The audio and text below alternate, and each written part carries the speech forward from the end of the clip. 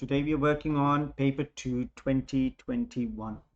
Okay, let's have a look at the first question. The first question says coconut oil contains a triester with 3 identical R groups.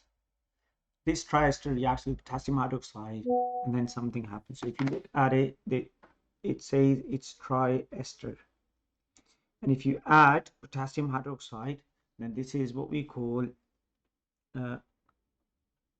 hydrolysis, but it will be alkaline hydrolysis. So if it is alkaline hydrolysis, what it will do is it will produce carboxylic acid and it will produce alcohol. But because we are using alkaline conditions, carboxylic acid will then further change into salt of carboxylic acid. So let's see. In this case, I can clearly see here my ester linkage is at this location. This is where my ester linkage is. Just give me 1 second. Ester ion.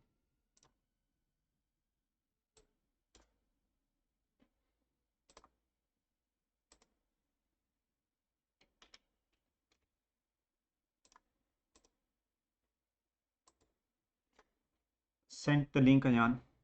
So what will happen is it will this is the ester linkage. It will get hydrolyzed, and if it get hydrolyzed, then it will change into carboxylic acid and alcohol. So what will happen in this case is it will break from here. Now the left side will change into carboxylic acid. How do we know? Because it has changed into salt of carboxylic acid. The right side will change into trialcohol, so it will change into HO-CH2. Here it will be CH, here it will be CH2. This location will have HO and HO. Is that what you've got? Okay, but anyways, is it the same? If you look at the molecular formula, will it be the same answer? Okay, that's fine. Now the next part says complete the equation by drawing the structure of the other products of this reaction in the box. So we've already done that part.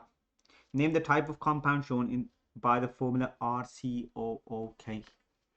Is the type of compound is the salt of carboxylic acid. And if you remember, when we were doing this, we said it is used as soap. Okay, because it can dissolve with soap. This soap it has 2 parts basically. One is non-polar, the other one is polar. So it will dissolve in polar solvents and it will also dissolve in non-polar solvents. So it can act as soap. Let's have a look at the last part of this question. Not the last part, this is 1.2. There's another one next to it. It says the triester in coconut oil has a relative molecular mass of 638. That's the total mass in the equation shown at the start of question 1. So they're saying if you work out the MR of this molecule, then it is 638. In the equation shown at the start of question 1, R represents an alkyl group that can be written as this. Now remember, in my original molecule, there are 3 of R's. There are 3 R's. So I can say I've got 3 R's. So in total, it will be 3 times CH3, CH2, and N. This is 3 R's. Now it says reduce the value of N in this formula, show your working. So what I did is before we started the lesson today, I worked out the MR of this section. I know the total MR of this is 638. So I can say from 638, I'll take away 173. If I take 173, then I'm now left with 3 R's. I'm left with 3 R's. Now from 3 R's, I can then take away, what can I take away? 3 times CH3. So if I take 3 times CH3, that is 12, add 3 is 15, times 3 is 45. Are we happy with that bit?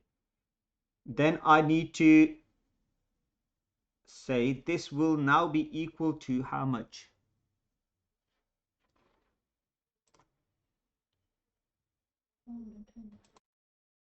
$420. I can say this is equal to 420. But when I work it out, this is equal to how much? This is basically, I can then say 420 is 3 times CH2 whole N. Okay. Now what I can do is 420 will be equal to 3 times CH2 is how much? 14. And there are N of these, so it will be 14 times N. And if you work out the value of N, you will end up with N being equal to 10. Simon, did you get the same answer? Okay, that's fine. Next question. It's a 6 marker, but there's only one main thing that you have to identify and things will become accessible for you. So what is happening here is they're saying they took 1.450 grams sample of coconut oil and they heated it with 0.421 grams of KOH in aqueous ethanol until all the triester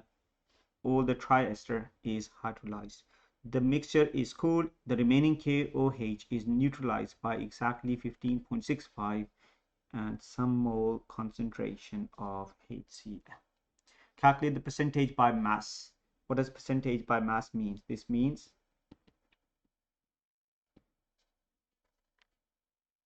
mass of ester divided by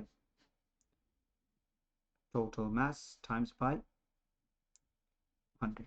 Now we do know this value, the total mass, because we've been given this value as this is my total mass. It will come there. I need to work out the mass of triester from this whole experiment. So what they did is,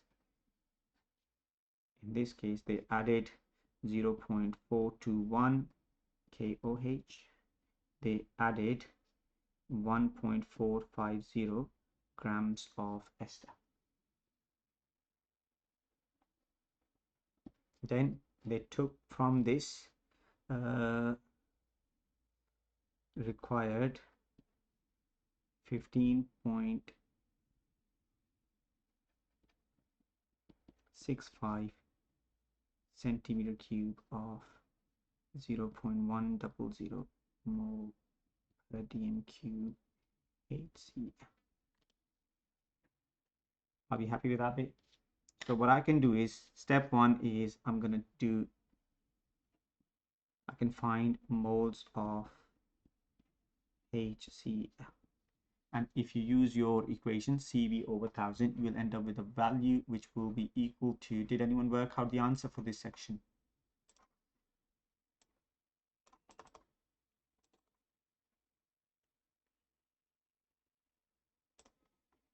So Yes.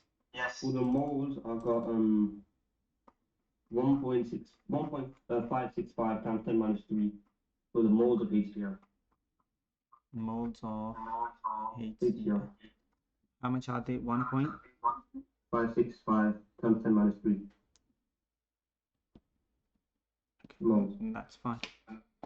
Thank you. Now step two will be, say, moles of KOH left were also. Ayan, can you please mute yourself? Oh, sorry. Because the mole ratio for any KOH and HCl, they react with 1 to 1. KOH plus, if you react it with HCl, it produces KCl plus H2. The mole ratio is 1 to. Agreed? Then step 3, I can work out the moles here. And if I work out the moles here, I'll end up with moles here will be 7.50 times 10 to the power of minus 3. So I can then say, if I look at step 2 and 3, then I can figure out step 4 and work out moles of KOH used with ester will be how much. I'll have to do original, take away the moles that reacted with acid. So if I do 7.50 times 10 to the power of minus 3, take away 1.565 times 10 to the power of minus 3, I'll end up with a value which will be 5.939 times 10 to the power of minus 3 moles. Now I'll have to go back and pick up the equation. So if I look at the equation here, it says that 1 mole of this reacted with 3 moles and it produced 3 moles and 1 mole. I can say, write down the equation here, 3 times ester plus, no, just 1 time ester, plus 3 times KOH produced 3 times salt and 1 times alcohol. Are you happy with that bit? Now I know these are the moles of KOH which have reacted with ester.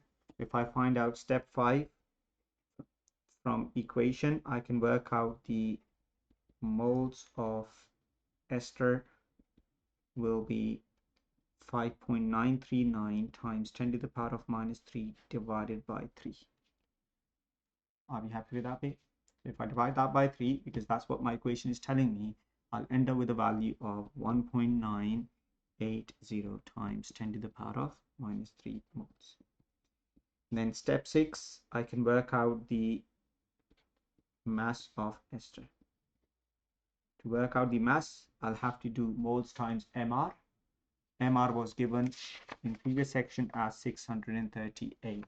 If I do now 1.980 times 10 to the power of minus 3 times 638, I'll end up with a mass being equal to 1.263 grams. So out of 1.450 grams, this much is ester. So to work out the percentage, I'll then use the formula that I gave you at the start, which is percentage mass equals that. Percentage mass will be 1.263 divided by 1.450 times by 100. This will give you an answer of about 87.1%. So drawing. Can you go over this again? Like just summary of it. That's fine. You mute yourself and I'll go through it. So in this case, what is happening is we've been asked to find the percentage mass. This is the formula that we have to use. The total mass is always the mass of the sample. So we know the mass of the sample was 1.450 grams.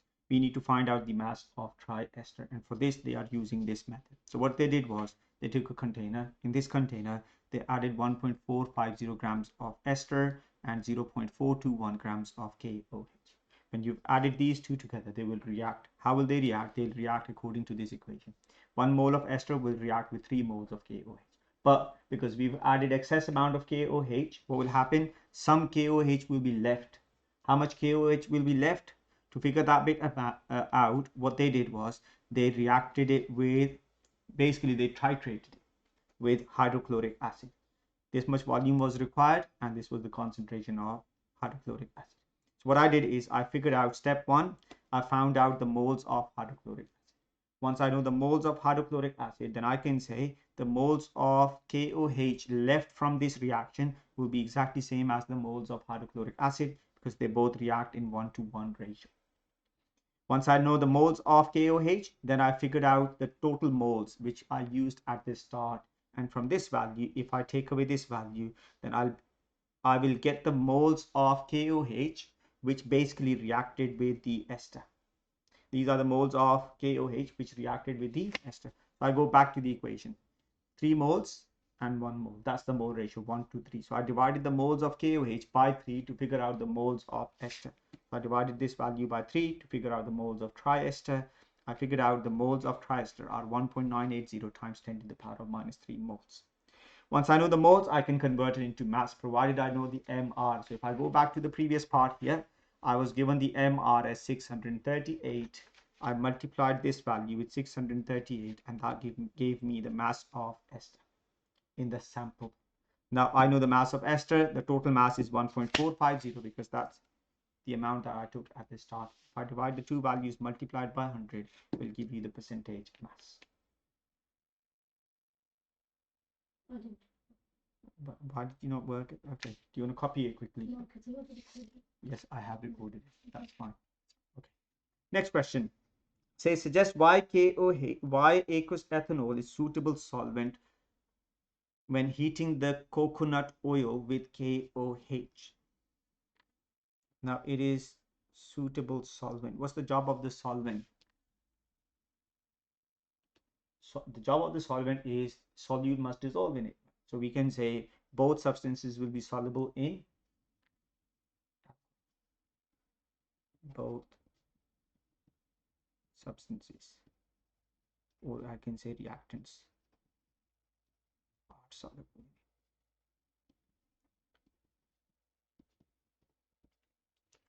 Next question talks about safety precautions. Safety precautions. So if you remember, what did they do here? They said here in aqueous ethanol is heated.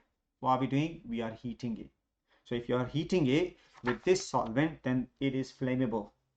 It can result in what will happen? It can catch fire if something goes wrong. So safety precaution will be use, we can say, sand bath, or you can use water bath to heat the mixture. What's the justification? Because ethanol is flammable.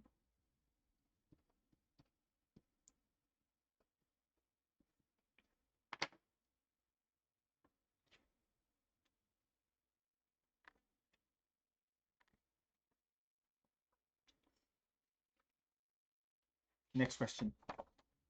This is question number 2. This question is about fuels. The petrol fraction obtained from crude oil can be used as fuel in car. State the meaning of fraction.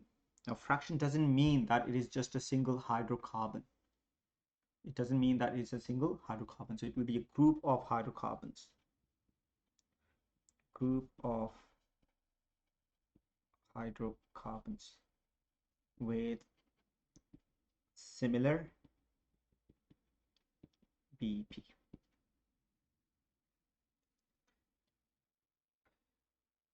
Next question says,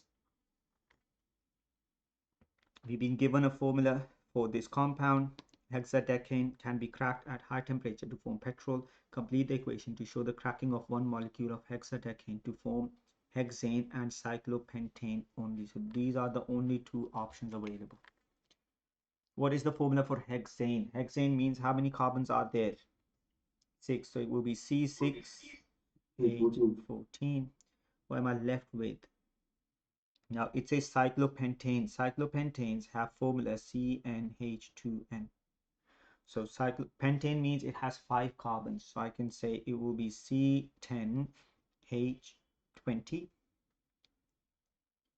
See, I made a mistake. Why am I doing C10H20? Why am I writing everything that's left over? It will be C5H10 because pentane means 5 carbons. So it will be C5H10. Now to balance it, how many more carbons do I need? 2. So I can multiply. Next question says, carbon dioxide is formed when petrol is burned. Carbon dioxide acts as a greenhouse gas when it absorbs infrared radiation. Now put star here, right? I want one more second. The time is gone. Yeah, that would be zeolite. Sorry, so catalyst is zeolite. This question, I want you to put star here. Now in your exam, this might change from carbon dioxide to something else. So it's again something possible that can appear in exam. Here it says, carbon dioxide is formed when petrol is burned. Carbon dioxide acts as a greenhouse gas when it absorbs infrared radiation. When it absorbs infrared radiation. Give a reason why carbon dioxide absorbs infrared radiation. Now, if I show you the carbon dioxide, it has 2 C double bond, 2 double bonds. So this means when infrared radiation falls on it, this double bond will absorb that energy. So I can then say that this double bond will vibrate. So you just have to say C double bond O vibrates at same frequency as infrared. Sir, Yes. Well, if I'd seen this question in the exam, I would think physics. So could I not say like the difference between a ground state and the next level is like similar frequency, similar energy to the frequency of the infrared radiation? Would I still get a mark for that? And you will get marked for that too. But Okay. remember, in that case also, what you are trying to say here is basically, we are trying to say here that I've got two energy levels, right? This is level one, this is level two. For the electron to go from level one to level two, it has to have exactly this same amount, this amount of energy. If it is more or less, then this energy will not be absorbed. Yeah. Right? Do you agree with that, Bay? Yeah. So what we are trying to say here is that the frequency which causes this bond to vibrate is same frequency as the infrared, or it lies in the region where infrared radiation is found. Okay. Okay, so in your exam, this might change. So you have to keep this bit in mind. The remaining bit will be the same. So it will vibrate at same frequency as infrared. So important bit. Just make sure you put star. Next question says compound Z. You've been given a compound Z. So if I look at this compound Z, it has two functional groups. What are those two functional groups? I can see here, this is amine. And here, this one is CH2. Which one is it? Is it aldehyde? Yes, it is aldehyde. I can see here as well. Am I right on that? Yeah, that is aldehyde.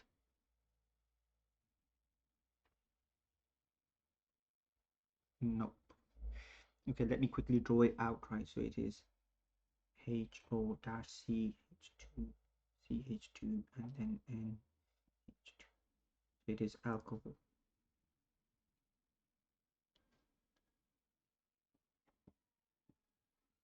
It is not aldehyde group, it is alcohol.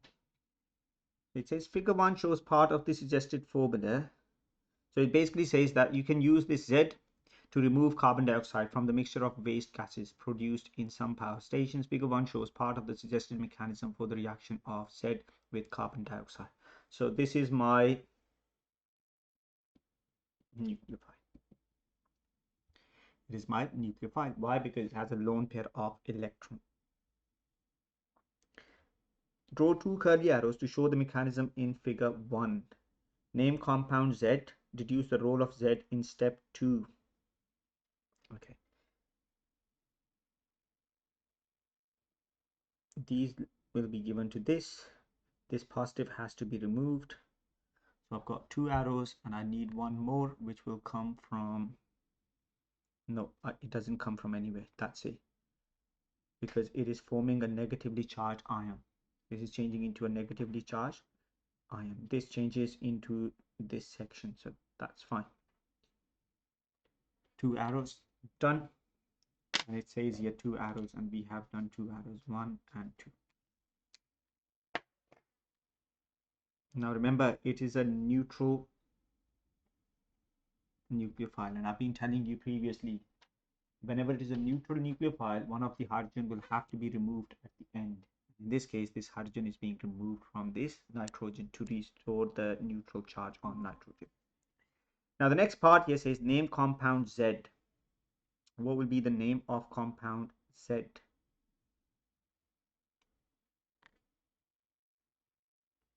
I drew it here.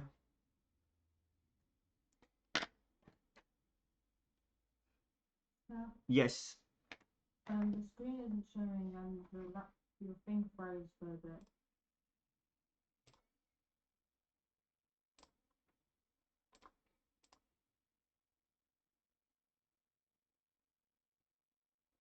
Is it showing up now? Yeah, I see now. Okay. Probably because I think the internet got disconnected for some reason. Now we need to name it. So if you look at this carefully, what would have happened in this case was it would have been this molecule. Look, it would have been this molecule. Then you added, or I can say there was a chlorine next to it. Then you added a cyanide ion, and then you did hydration of cyanide ion, and it changed into. So my I can say this is 1, this is 2, carbon number 1, carbon number 2. So I'll say on second one it is amine. So I can say it will be 2 amino ethanol. There are different names possible. 2 amino ethanol. But I can think about it the other way around as well, and I can say it will be on this. If I look at this as my functional group and I say this is my carbon atom 1, this is my carbon atom 2, then I can't say this is alcohol, right? I'll have to think about this as if it is amine, and on second carbon atom it is OH. So I can say or 2 hydroxy ethyl amine. I would go for this because this is what I have taught you before. Okay, so I'll go for this, but both are fine. Now, next part says deduce the role of Z in step 2 of the mechanism. Now, remember, this is my Z. This and this. This is my Z. This is my Z. So in part 1 or stage 1, Z is acting as a nucleophile. But in part 2 or step 2, Z has accepted a proton. So if something accepts a proton, that behaves as if it is a base. So I'll say accepts proton, therefore base.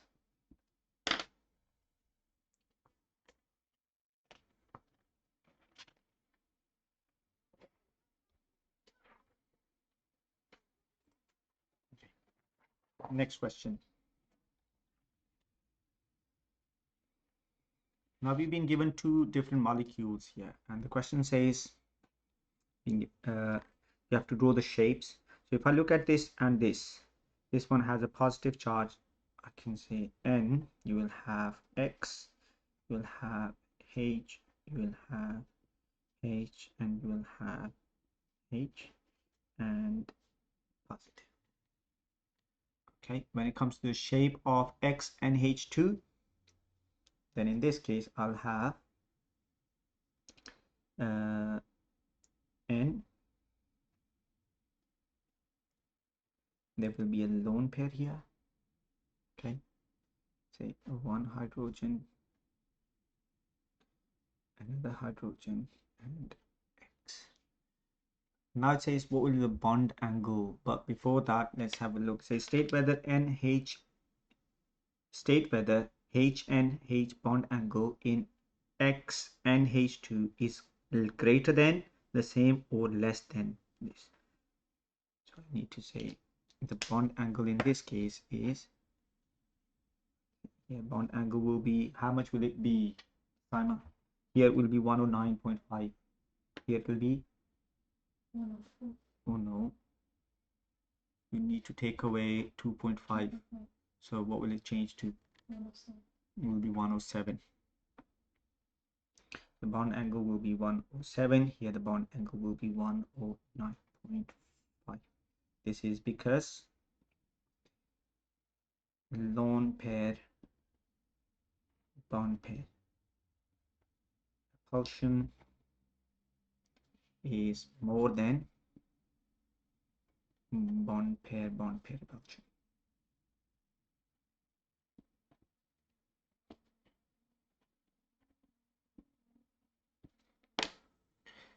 Okay, so I'm talking about this section. This is lone pair bond pair repulsion.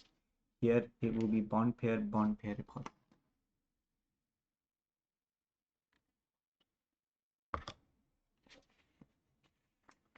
I like this question when I was preparing today, because see, this is a good way of assessing the situation.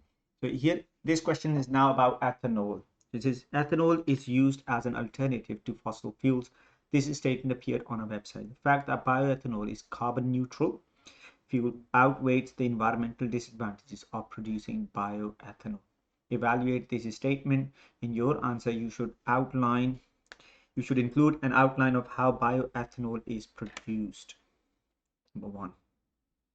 Relevant equations. Number 2. An analysis of the environmental impact. So how is it produced? Let's quickly have a look. So first thing is, to produce ethanol, what do we need to do? We'll have to grow sugarcane. So plants grown. When plants are grown, what will they do? Photosynthesis will takes place.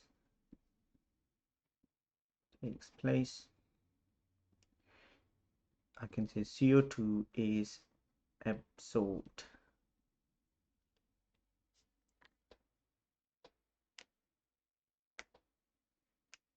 Okay, then what will happen? Number 2, from plants you will extract sugar. Okay, so then you'll have to do fermentation. What will fermentation do? Fermentation will convert sugar into ethanol and carbon dioxide.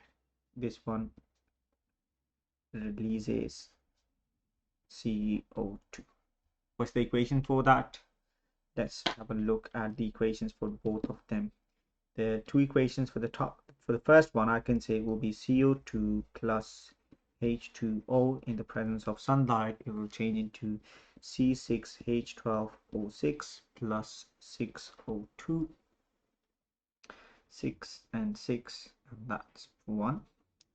The equation for fermentation is C6H12O6 will change into 2C2H5OH plus 2CO2.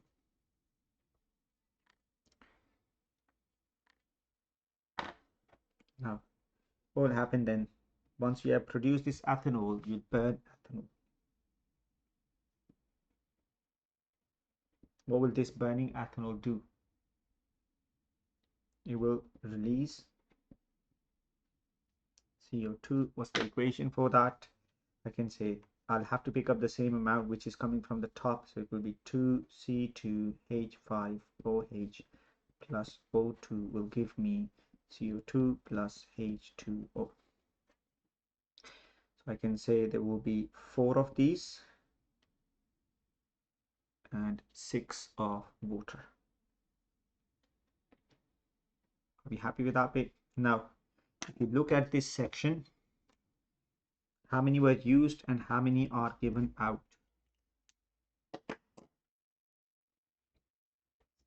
So in this case, in overall equation, there will be no carbon dioxide. There will be no. So I can say 6 CO2 taken in and 6 CO2 given out. So what can we say? Therefore, no net CO2 is added. Are we happy with that? So we've looked at the first and the second section. Now we need to look at the analysis of environmental impact. Third section. Now what will be the environmental impact? For this, we'll have to use more land. If you use more land, then you can't grow food. Can't use land to grow food. Number 1. Number 2, what will happen in this case? Sometimes you will have to cut down forests and make extra land. So you can think about that too. But what I would say is, rather than that, I just need to look at another way. Now, for all this process, what will happen? You will need to supply energy, right? It's not going to change. For example, when you have to do plantation, you'll have to make use of the machinery. That machinery will use fossil fuel. When you have to transport these from the land to the factory, again, fossil fuel will be used. Okay, so we can say here, so fuel, okay, we can say fossil fuel is used for transportation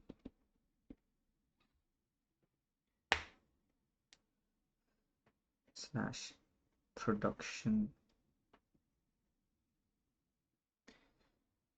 and even for distribution. So I can then say, therefore, not really carbon neutral?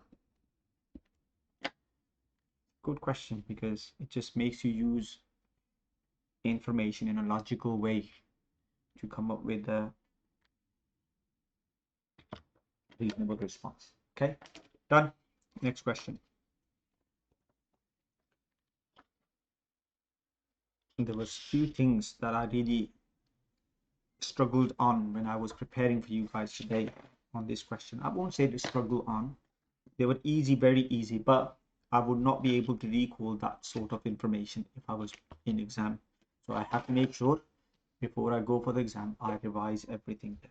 Now, the moment I see something like this, there's a copper calorimeter, you're burning this. So this question will be Q equals M times C times delta T.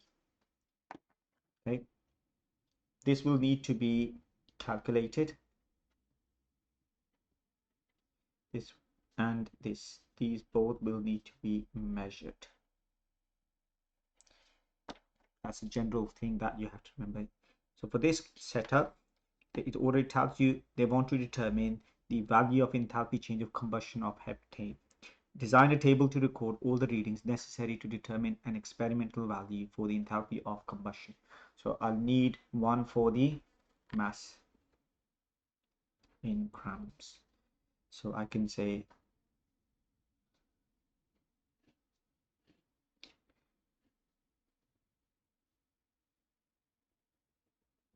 burner before and burner after.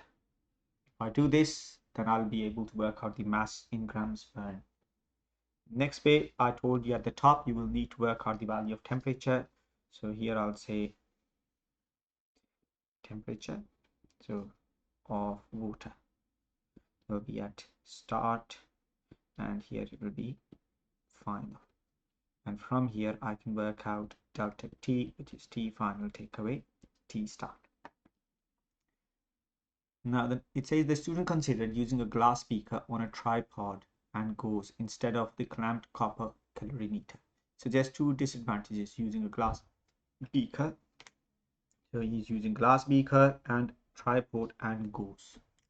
Now, our aim is that all energy that is released from this fuel will get transferred to the water. So if you use glass, will glass allow all energy to travel to the water? No, because glass is not a good conductor. So I can say, number one, I can say glass is not a good conductor.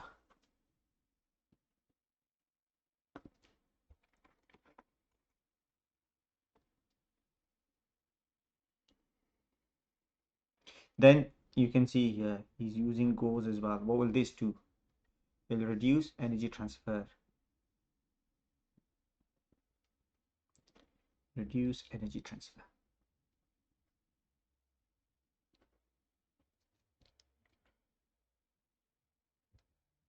Then we can also say this is third one, disadvantage number 3. In this case, because it's a clamp, I can adjust the height. I can bring it lower, close to the flame. Okay. But if you're using a tripod, then what will happen? The distance between the flame and the beaker will always remain constant. So distance between beaker and flame, or burner, we can say, can't be changed.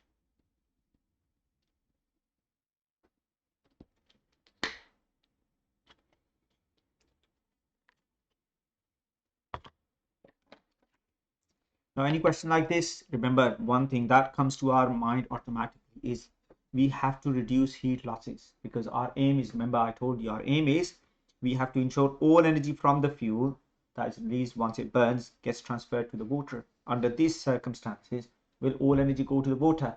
No, majority of this will go into the surrounding. Some will go into the surrounding from here. Some will go into the surrounding from the water from the top. So we can say number of things about it. We can say, in this case, we can say we can insulate the copper can. We can place a lid on top. Okay, or we can use kind of box around it to reduce heat losses. It says state 2 reasons why the value of enthalpy of combustion from this experiment is less exothermic. It is less exothermic. Reason number one is because energy is wasted into the surroundings. Okay, or you can say heat losses to the surrounding. It's the same as heat loss. Now we need to find another reason, right? And this is something that wasn't in my mind when I was looking at it. So remember, this is fuel, and we said we always have two types of combustions. One is complete combustion, and the second one is incomplete. So if it is incomplete combustion, it will not release all energy. So I can say second possibility could be incomplete combustion.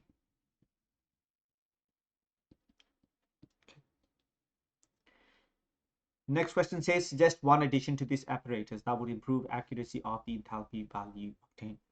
Look, I did put a star here, I put star here, I put star here. Why? Because I want to remind myself about this. I need to remind myself about this section. And now this is the section where we have got three options available. We can say insulate sides of calorimeter. Number one option. Number two, we can say place lid on top. Number three, we can say use wind shield. Because if wind blows, then what will it do? It will take energy away. Convection will be set it up. So we have to reduce that bit too. And that can be done by using wind shield. Next question. I see in some way they give you this type of question very often in exam. So they've got two structures. We have got two structures. One is calculate structure and the other one is benzene structure. It says figure 3 shows the relative stability of benzene compared to this structure. So if they've given us some information, they've given us this value, they have not given us this value, they did not give us this value, and they have not given us this value. But they've given us some data, and using that data, I can work out some of these. You have to remember, when I see this cycle, I can say direct will be equal to indirect. Agreed? So which one is the direct route? I can call this one delta H3. I'll call this one, okay, let's say this is H3, let's call it H4. So in my case, delta H1 plus delta H2 plus delta H3 will be equal to delta H4 because H4 is my direct route. Now, if I look at delta H4, what is happening is the solid has changed into gas, so it is atomization. These hydrogens molecules have changed into hydrogen atoms. So they've given us enthalpy change of atomization for both of them. I can say to work out the delta H4, I can say it will be 6 times enthalpy change of atomization of carbon, which is 715, plus 6 times hydrogen atoms. So 6 times hydrogen is plus 218. On the left side, I've been given the value of delta H1 as 83 kilojoules per mole. So I can say this is 83 plus, if you look at the question, it says calculate delta H2. So we do not know the value of delta H2. I'll keep it as delta H2. Now I need to work out delta H3. And for delta H3, what they've now done is they've given us enthalpy change of for bond dissociation energies. So I have to check how many bonds are present in this. So if I look at it, I've got 1, 2, 3, 4, 5, 6 carbons. So there are C double bond C are 3, C dash C are also 3, and C dash H are 6 in this one. Are we happy with that way?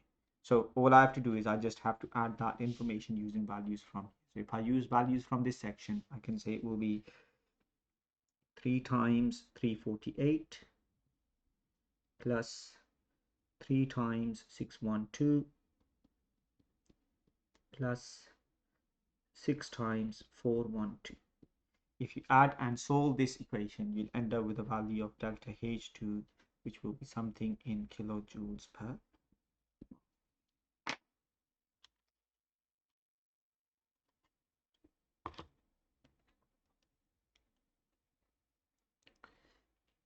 So repeating it once more, this is the main thing that you have to keep in mind for every single cycle that will be given to you in exam. Direct route will always be equal to indirect. We've been given delta H1, we don't know delta H2, but we have to calculate it. We don't know delta H3, but we've been given bond dissociation enthalpies. We can use them to work out delta H3.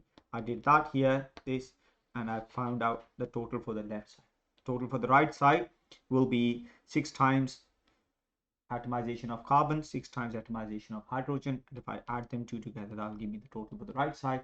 I can solve this and I'll end up with a value of delta H2. Let's move on to the next part. It says explain in terms of structure and bonding why benzene is more thermodynamically stable than this is 1,3,6 triene. Is that right? Okay. We just have to say delocalized or we can say electrons delocalized,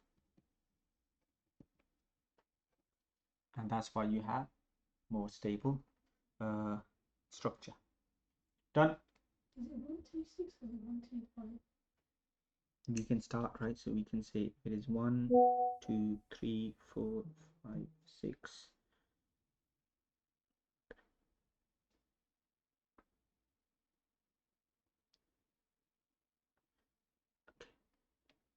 It should be 2, 3, 4, 5, and 6. So 1, 3, 5. Here is 1, 3.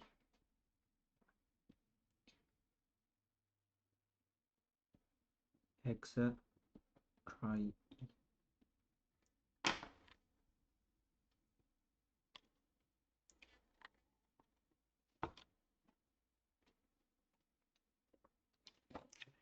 Next question. Now this is something important, okay, because it appears in exam, like the cycle. So make sure you look at the product before you start working on the mechanism.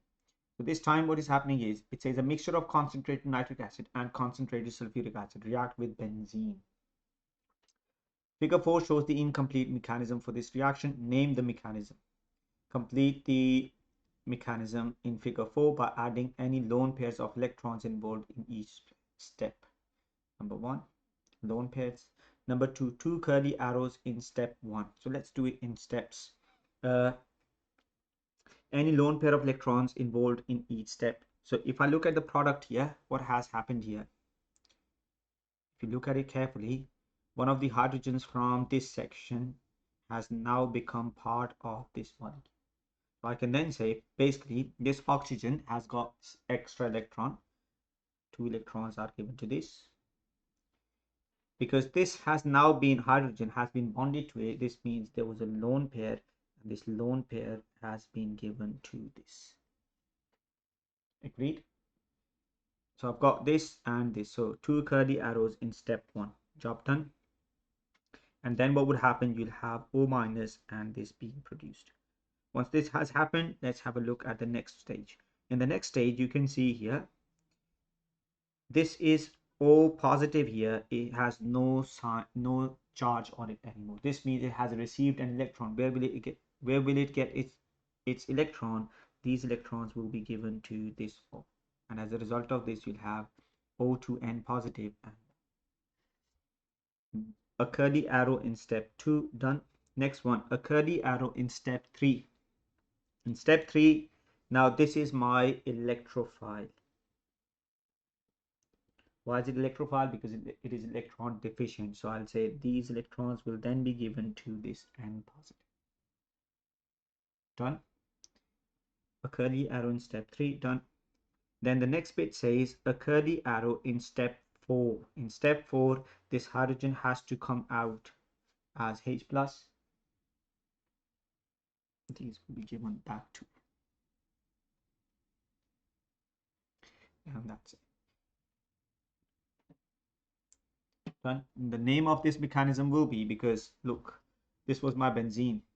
On benzene, one of the hydrogen has now been replaced by NO2. And NO2 was my electrophile, so it will be electrophilic substitution. Electrophilic substitution.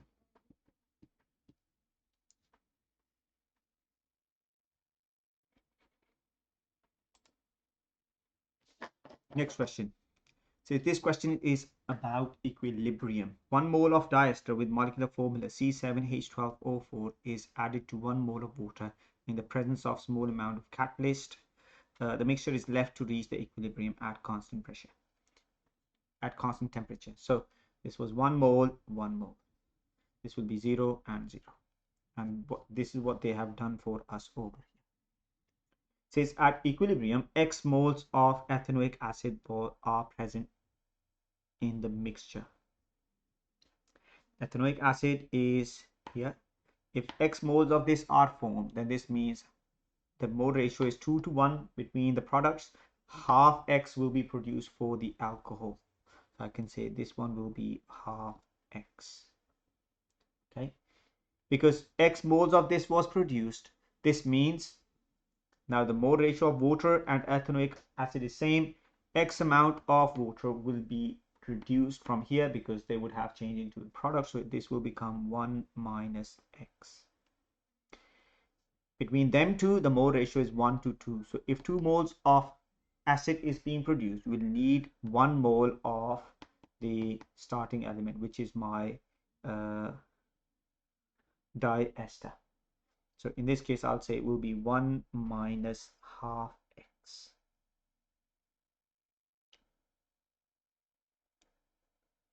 Done. Now the next question, I did put star over here because this time what you'll need to do is it says deduce the structure of diester. So you'll have to look at the, for this case, I'll say consider products.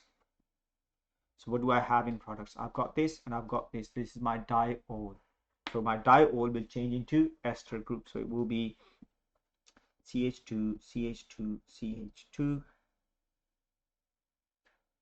dash O dash C double bond O dash CH3, and I'll have exactly the same thing on this side.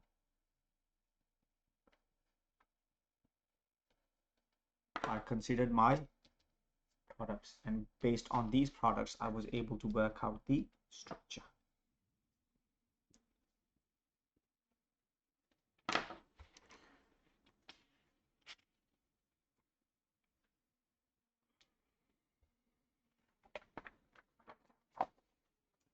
Now next part here says, now they're talking about a new equilibrium. So new equilibrium was set it up, and this time they've given us the concentrations at equilibrium. So first of all, what I'm going to do is I'm going to write down the equation for Kc. I've been given the value of Kc as well.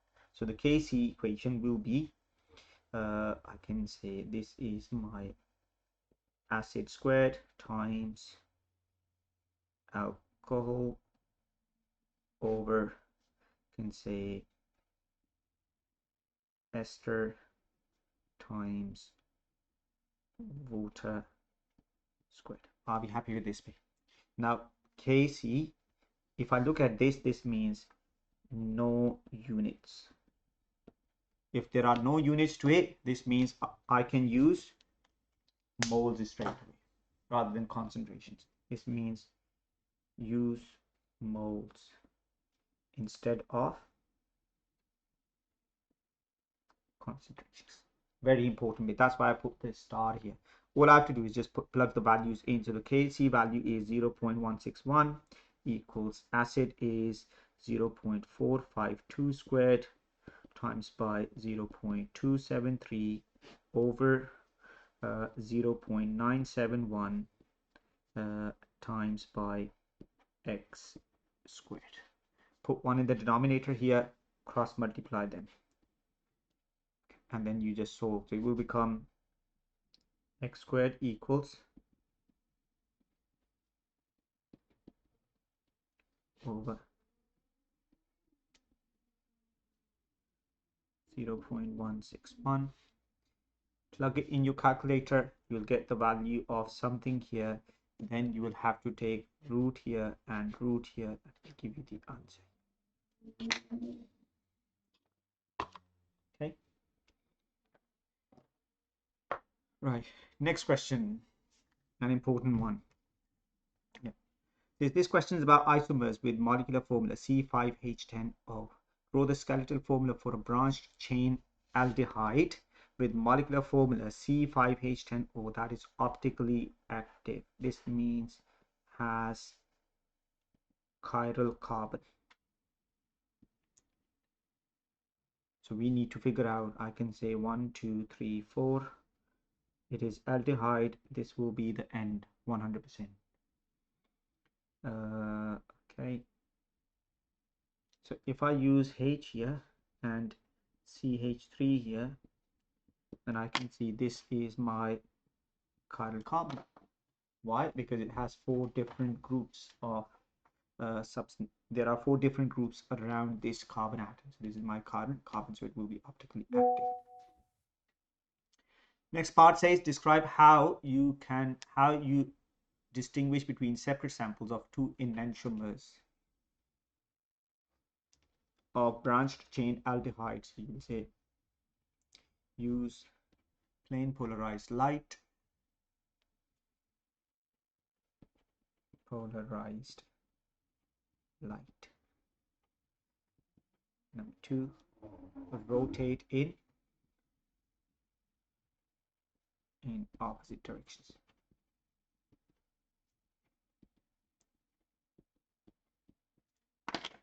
I'm just making a note here. Recall. If you have 50% plus 50% mixture, this is enantiomer 1, this is enantiomer 2. They will not rotate plain polarized light. Just remind that. So if you are making something, let's say from carbonyl compounds, and there's 50-50% chance, 50-50 chances that you'll have enantiomer 1 and 50% enantiomer 2. If you use that solution with plain polarized light, it will not rotate the plain polarized light. Why? Because it will neutralize each other. Now next question says draw the E and Z form of structural isomers that show both optical and geometrical isomerism. We have to draw E and Z of them. What will I do in this case? I need to have a double bond. I need to have a double bond, and it has to have C double bond C at 100%.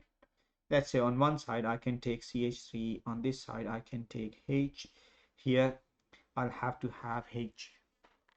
Are we happy with this bit? And then if I put the remaining bit at top, what am I left with?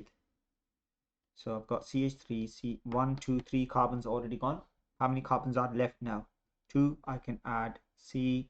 I can add C double bond O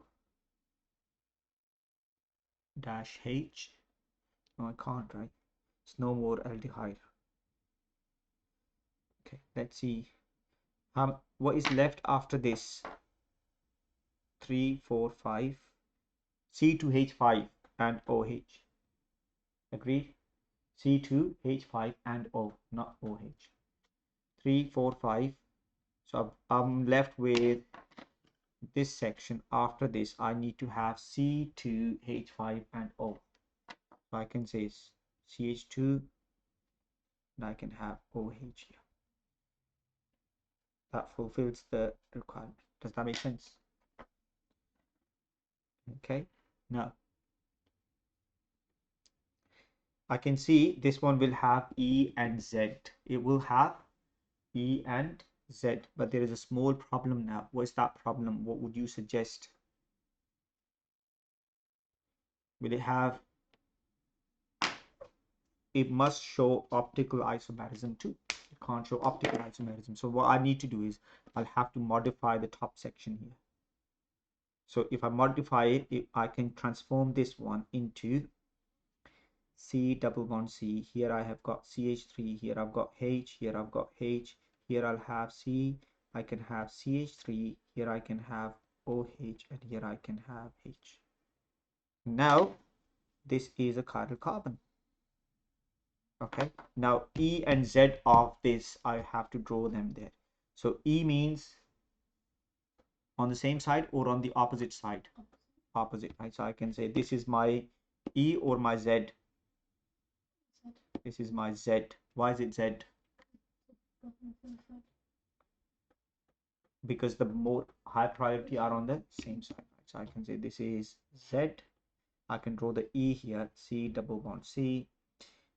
Here I'll have H, here I'll have H, here I'll have CH3, here I'll have C dash OH dash H and CH3. Sarah, are you with me? No, not really with this. With this question? Okay. Yeah. So we've been given this over here, right? So the formula is C5H10O and says you need to draw two structures from here and they must have E and Z and plus it should have optical activity. It should be optically active. Done. For it to have E and Z, this means double bond is present. Optical active means it must have a chiral carbon. Agreed? So I can then say, let's say this is my double bond. For it to have E and Z, I can say first here I can take this, this, and this. I'll be happy with that. Now I've got two of them here. So E and Z is possible in this. What is the remaining of C5H10? C2H5 and O. So once I've done this, remaining part is C2 H5 and O. So if I add that information here, let's say here, I can add them like this. Now if you look at it, this one has C5H10O, but it meets the first requirement E and Z, but number two, optical, this is fine, but this is not possible in this case because I don't have a chiral carbon.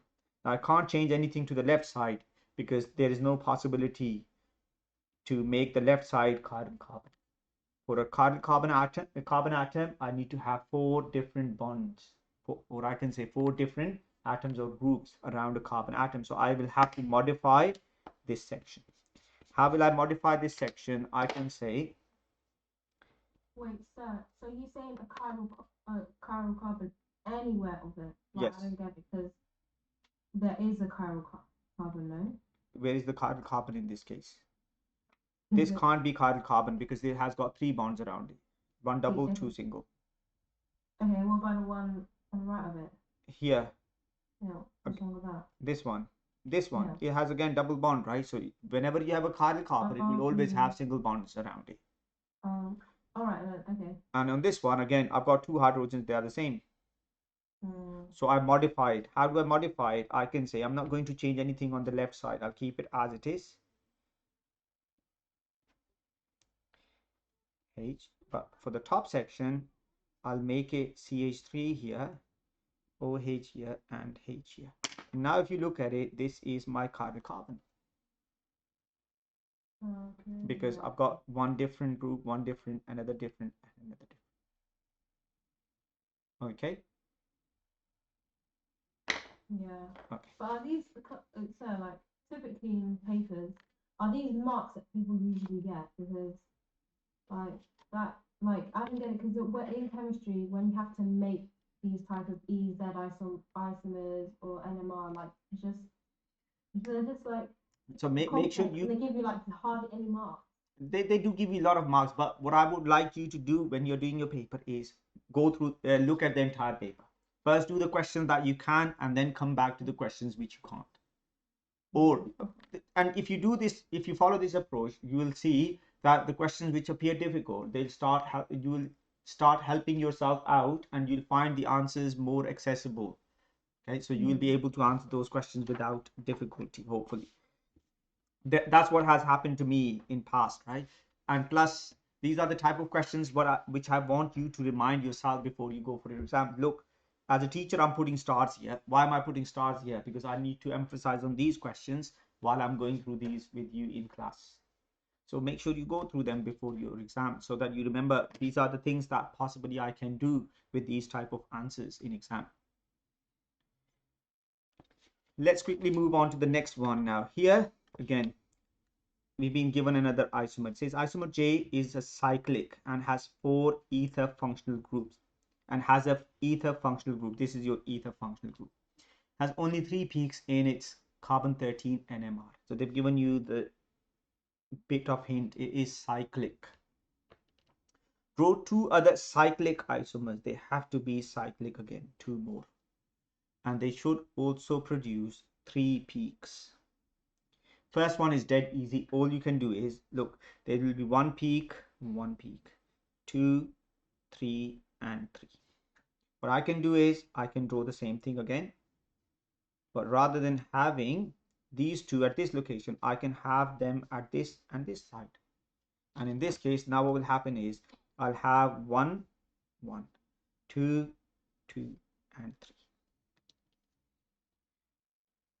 Now, I'll just play around, right? So I can, what I thought about it was, I can do something like here and here. But if I do this, I need to check how many peaks will it have. 1, 2, 3, 4, and 5 peaks. So this can't be the required answer. Okay, because it will have 5 peaks. It says it has to be cyclic. So the other option is I can make 1 ring rather than ring and 2 side branches. So I can have this. So 1, 2, 3, 4, 5, 6.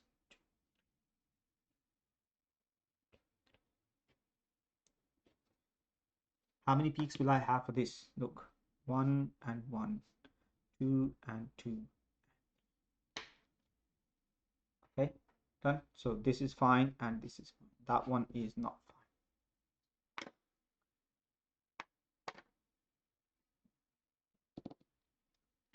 Shall we move on? This question again, a little bit annoying question, but we have to do them. What can we do? We have no option available. If you look at this peak here, so there were some that you have to, there are some shapes which you have to memorize, like this is for alcohol. This is for, if you see this section like this is then carboxylated. Okay. Generally speaking, this section is for C double bond O. This is for C double bond O. And if you look at your data booklet, on the infrared spectrum, you have a peak, absorption peak at 1680 and between 1680 and 1750. 16 and 1750. So in this case, I can say it can't be alcohol 100%, because there is something here that is something that needs to be considered, and this is due to C double bond O. Does alkene have C double bond O? Nope. Amine? No. Nitrile? No. Carbonyl is the only right answer.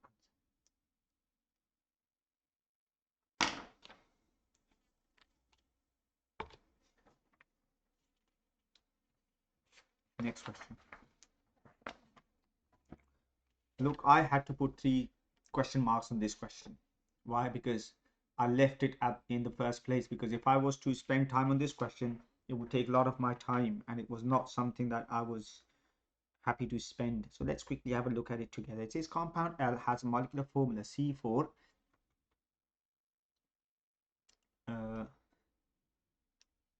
C4H7NO. Figure 6 shows the infrared spectrum of L.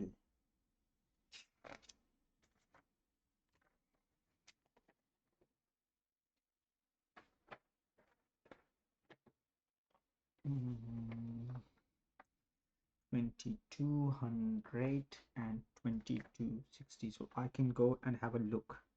Now if I look at it carefully, this is due to C triple bond N. How do I know? Because look, there's a peak at 2220 and 2260. Agreed? 1 peak here. So we got this C triple bond N, and alcohols.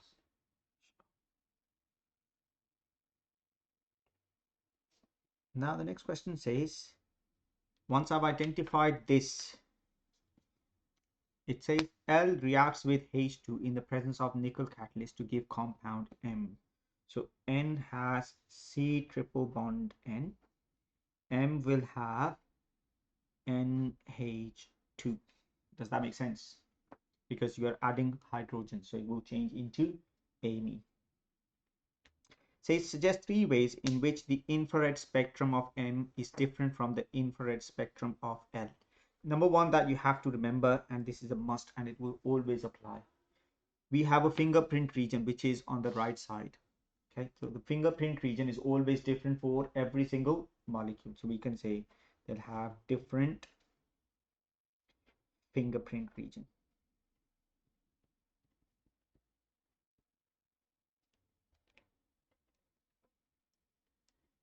Done. Number two, I can then say, because in M, will I have C triple bond N? No. So I can say the peak at about, I can pick up the value from the data book, that I can say peak for C triple bond N between this 22260 will disappear. Agreed? Then, because it will now be an amine, it will be an amine, I can then say peak at, or between 3300 and to 3500 will appear for N-H. Are we happy with that bit? So the whole gain here was identifying this. And once you've identified this, you combine this with this section. And if you combine it with this section, you will know that Cn will change into NH2. And if it changes into NH2, then you can work out the answer without any difficulty.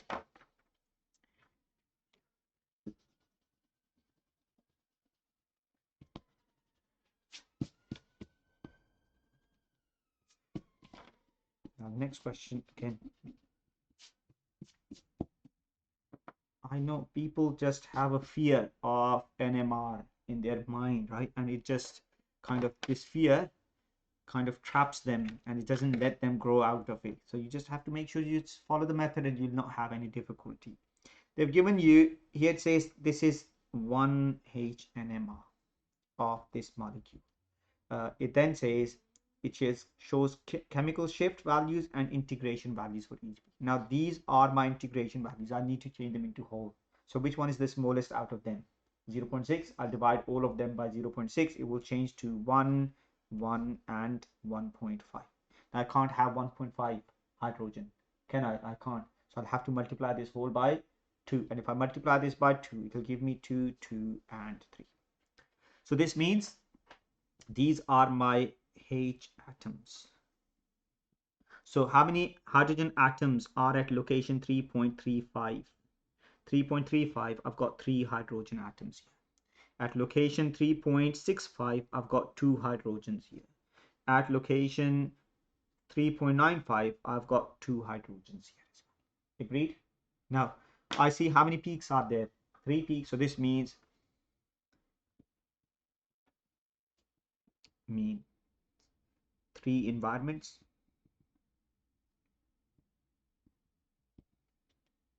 4 hydrogen atoms, right? Then I can say this is triplet. What does this mean? Next C atom will have 2 hydrogens on it. This one is singlet. This means next C atom has no H on it. We now need to just go back and have a look into our data sheet table. So I can see here it does contain Cl. It does contain Cl. Are being given there's a peak between 3.1 and 4.2. Is there a peak between 3.1 and 4.2? There is one, right? What peak is it? The first one. Not necessarily, because it's a very broad region, 3.1 to 4.2. So I'll not consider this first. I'll not consider this first. I'll go through something else. What is it that I'll go through? There's a peak between 3 and 3.5. 3 and 3.5. is something due to this. Look, do we agree with that bit? 3 and 3.5. We can say this as well, right? So we can say here, I can have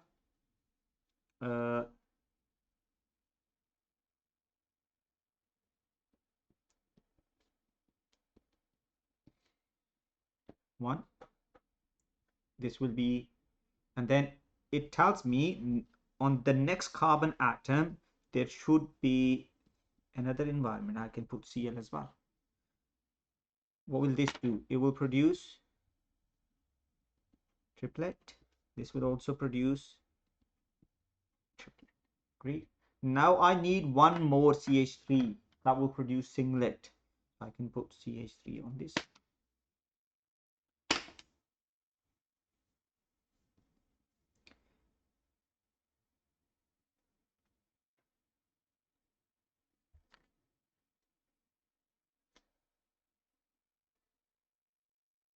Now we need to add some more data to it, and we need to tell which peak is for which. So out of these ones, CH 3.95 R2, okay, and then 3.65.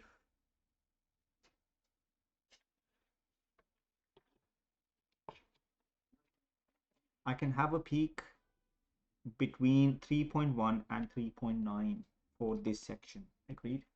So I can say this one and this one. Okay. This one will be due to, let's say, C-O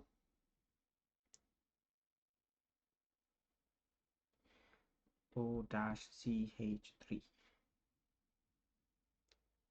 Does that make sense? Because it's between 3.1 and 3.9, and what is it? It is between 3.5.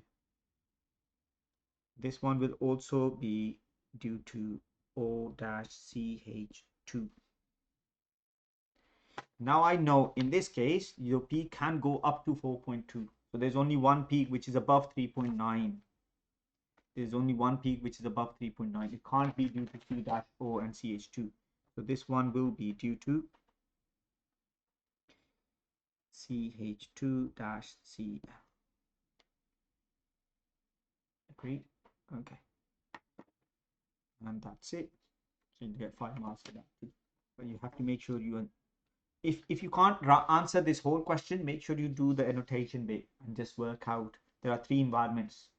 Okay, then you can always say next to this one there is no hydrogen on the next carbon atom. Next to this one there are 2 hydrogens on the next carbon atom. For this one there are 2 hydrogens on the next carbon atom. Just draw something out and then see if it will give you the same number of peaks and the pattern. If it does, who knows, it might be the right answer. Okay, let's move on. Question number 8. This question is about making diesters from cyclohexanol. So this is my alcohol. I can clearly see here OH has now been removed. So this is my step 1 is elimination. And then in this case, what they've done is you've got 2 OHs now. So we know once you have got alkenes, alkenes can react with HBr, they can react with H2O, they can react with, what else can they react with?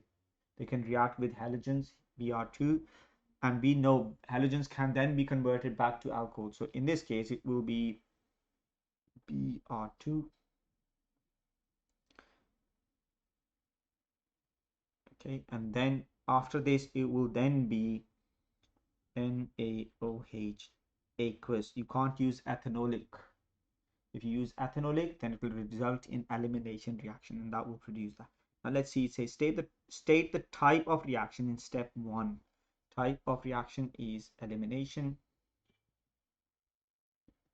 While the reagent here, you'll have to use concentrated H2SO4 or concentrated H3PO4. Next one says state the reagent needed to give equation for needed and give equation for step 2 and 3. Step 2 and 3. So reagent will be Br2. What is the formula for this? Okay, if you don't know the formula, just draw the same thing out again. Plus Br2 will change into Br and Br. Step 3, we are now adding, reagent will be NaOH aqueous. Sir, Yes? so you're just meant to know what compound G is meant to be. I don't. What No, are no, the no. other? Look, what we've done is compound 2 is your alkene. Now you Yeah. need to recall reactions of alkene. What are the reactions of alkene? You can react it with HX.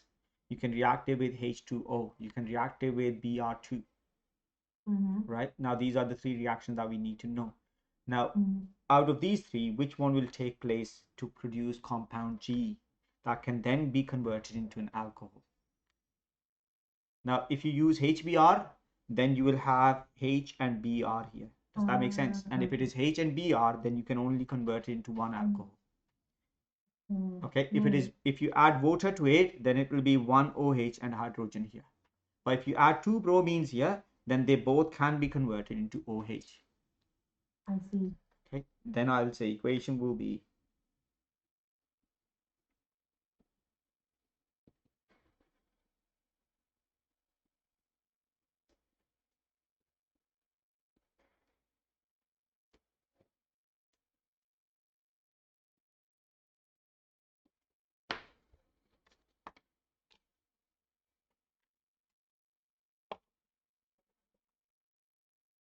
done.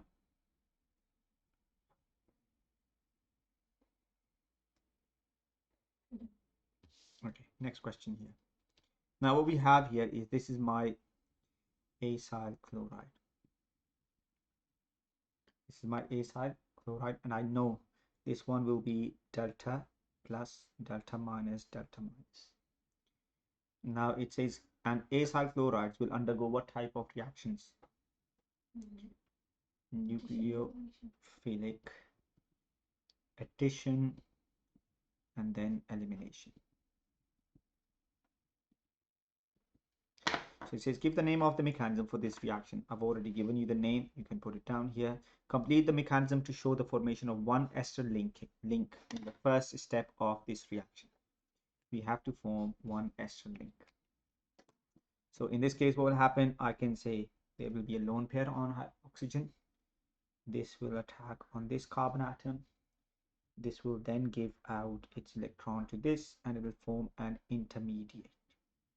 When it forms the intermediate, this will be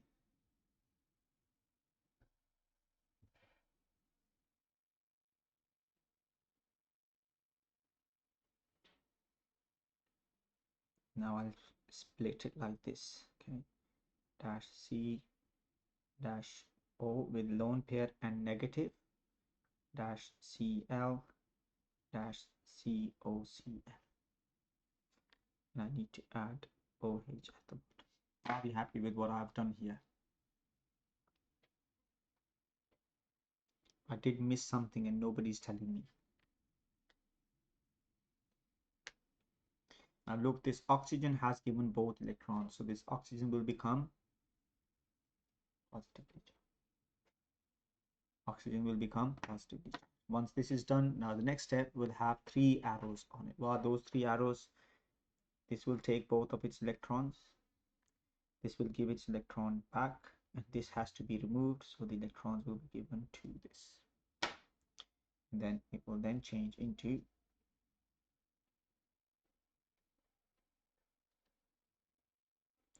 I don't have to show this, but I'm just showing it for some reason. O dash C double bond O dash COCl. And you can see here I've got the ester linkage formed here.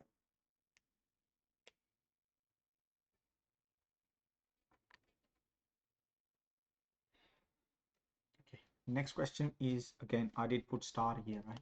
Questions like these are annoying questions because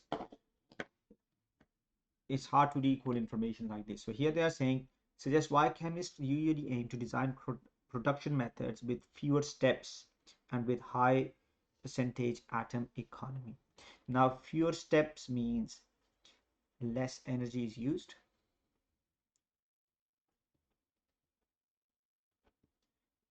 Plus, I can say my yield will be better because if you have more steps, then you will lose out a lot of your reactants. So the yield will be less.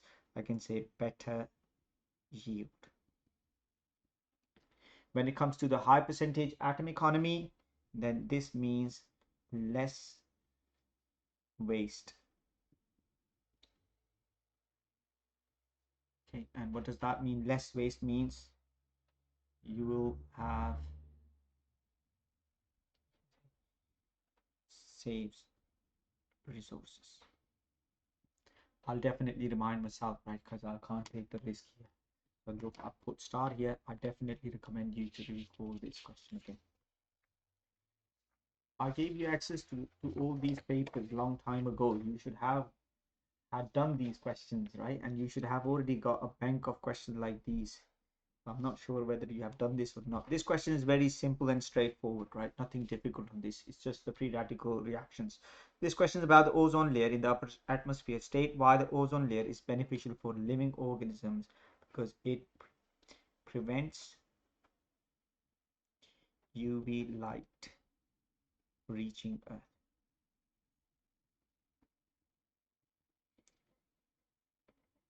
So state how chlorofluorocarbons form chlorine atoms in the upper atmosphere. So we'll say C-Cl bond breaks homolytically in the presence of UV light.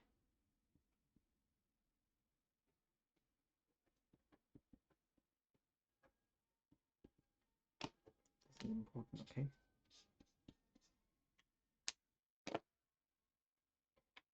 Next one says give equation to show how chlorine atom catalyzes the decomposition of ozone. So you can say chlorine radical plus O3 will change into ClO radical plus O2.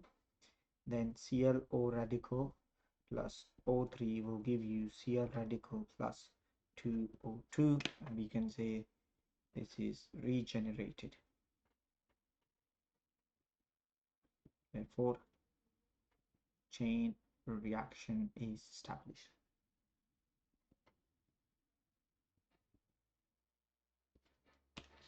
Okay. Next question. Now they've changed the situation. So it says hydrofluorocarbons have been used in place of CFCs.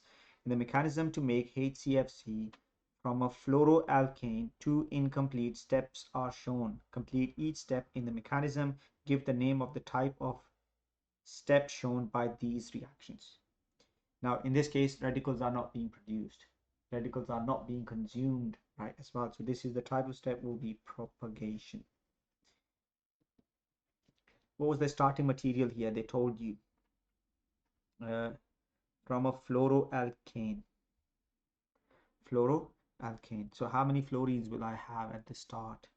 2, because I can't break C-F. Can't break C-F bond. So again, it is HCl. So I'll have Cl dot plus CH2F2. Then this radical is already here. It will react with chlorine and it has to regenerate chlorine radical. So it will become CHClF2 plus Cl dot. Now if you write down the overall equation, these two will cancel out, these two will cancel out as well. So you react this and it will produce this plus this will produce this and HCl. Easy question, not difficult. But I just want you to put star on 9.4. Something important. Last question on this paper, and then we are done. Now this is about the rates. This question is about the rates of reactions. Iodine and propanol react together in an acid catalyzed reaction. So what if there is no acid? Will this reaction take place, Simon? Yeah, that's just the catalyst. Yeah, so what will happen if you remove the catalyst? Will this reaction be very quick? No, so the reaction will be very, very slow. It will just die down, right? It says the student completed a series of experiments to determine the order of reaction with respect to iodine. What is the method? Transfer 25 centimeter cube of 1 mole DMQ propanone solution into a conical flask. Then add 10 centimeter cube of 1 mole DMQ hydrochloric acid. Then you are add 25 centimeter cube of 5 mole DMQ iodine at the start of, and start a timer. You need to make sure you pay attention to this bit, right? Look, this is 25 times 1 mole. This is 25 times 5 times 10 to the power of minus 3. So if I divide 1 divided by 5 times 10 to the power of minus 3, what do I get?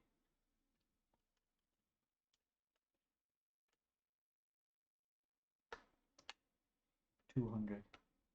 It gives me,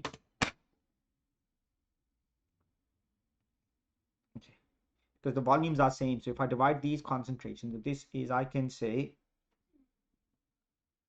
propanone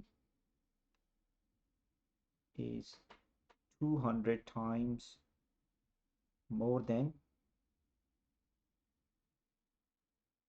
I2. Does that make sense? This is very important and they'll test you on this. Now it says at the interval of 1 minute, remove 1 cm cube sample of mixture and add each sample to separate beaker containing excess NaHCO3. Now if you look at it, it says acid catalyzed reaction. So if you add acid, what will happen? This HCl and they will react. Okay. This is to remove catalyst. And says titrate the content of each beaker with a standard solution of sodium thiosulfate and record the volume of sodium thiosulfate used. Suggest why 1 centimeter cube portion of each reaction mixture was added to an excess of NaHCO3. I've already given you the answer. To neutralize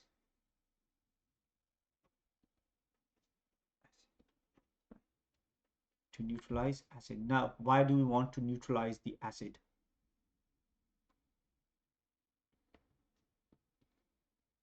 So that to stop reaction. Because once you remove the acid, the catalyst, reaction will stop in this case, or it will die down. Now it says suggest why the order of this reaction with respect to propanone can be ignored in this experiment. I already gave you the answer here, because the change, so we can say amount of propanone is 200 times more than I2. Therefore, change in concentration will be negligible.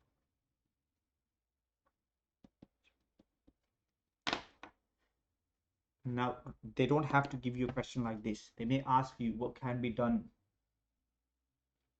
to to the experiment that the students conducted so that the order of reaction can be ignored with respect to that element. So you'll just have to say you'll have to use very high concentration of that reactant.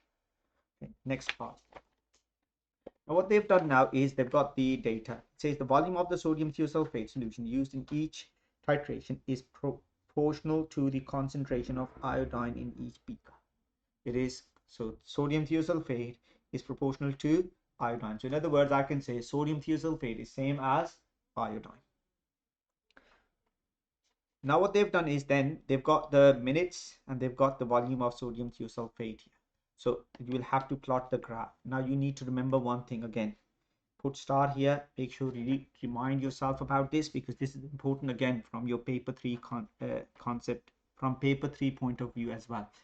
What they will ask you is they will ask you to plot a graph and it is your responsibility. The graph must cover more than 50% of the given section or given graph paper.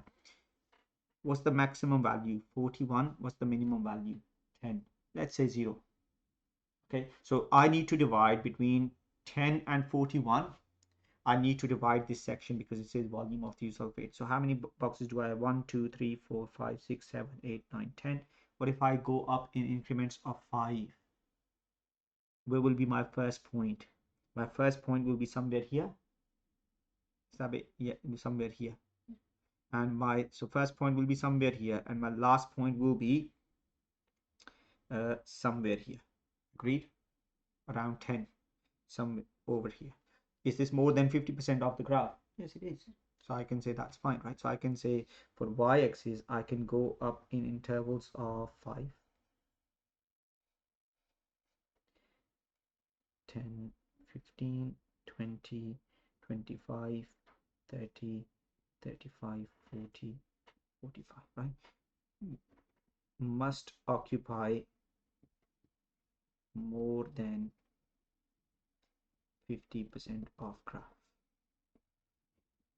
Okay.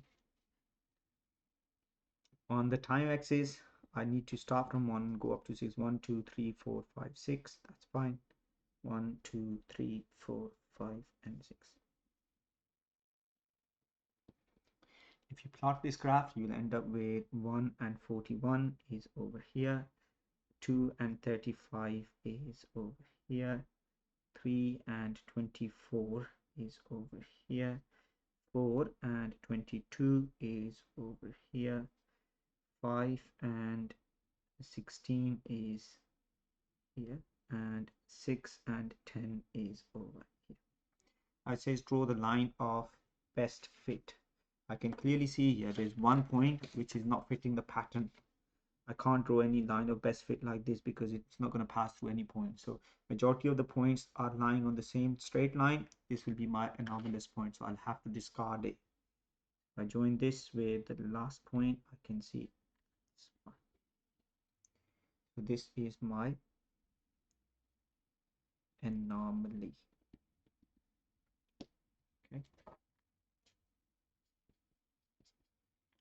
Now remember, because of this section here, what they said here, that the sodium thiosulfate is proportional to concentration of iodine at the top. I can then say this is same as saying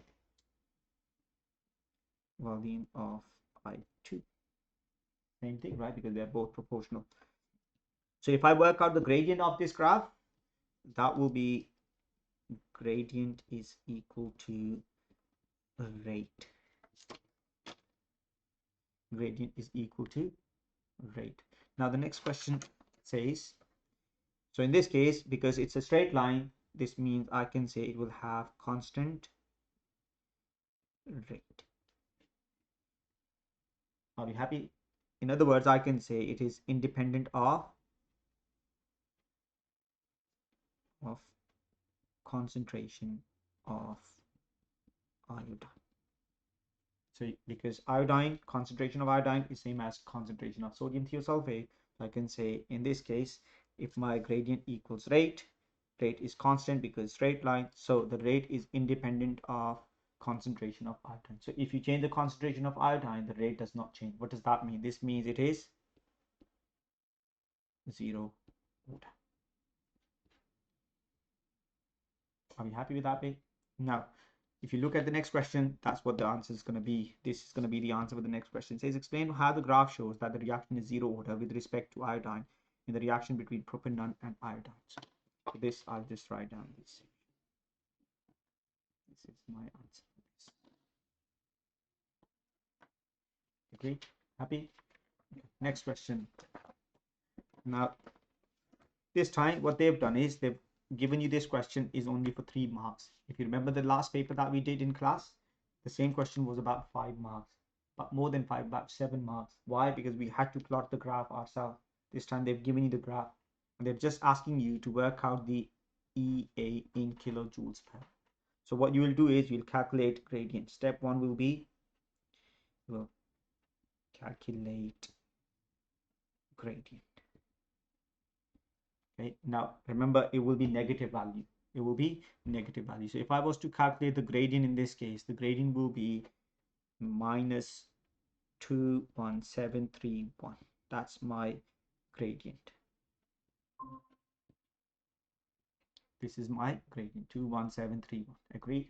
Now you have to remember, this means if I look at this equation, this is y equals mx plus c. So minus 21731 will be equal to minus EA over R. Now you've been given the value of R, it will go there, and from here you'll end up with the value of EA, which will be equal to 180,583. Now you have to be very careful here, because this was in joules per Kelvin per mole. This answer will also be in joules per mole. The question asks you to work out the answer in kilojoules per mole. What will you need to do is you'll have to divide this value by 1000, and this will be then 180,583 kilojoules per mole. So if I give my answer to three significant figures, what will be my answer? Because look, 8.31 is also to three significant figures, so we need to give our answer to three significant figure, and that will be 181 kilojoules per mole. Right? Okay. Has anyone got any question? This is the end of this paper.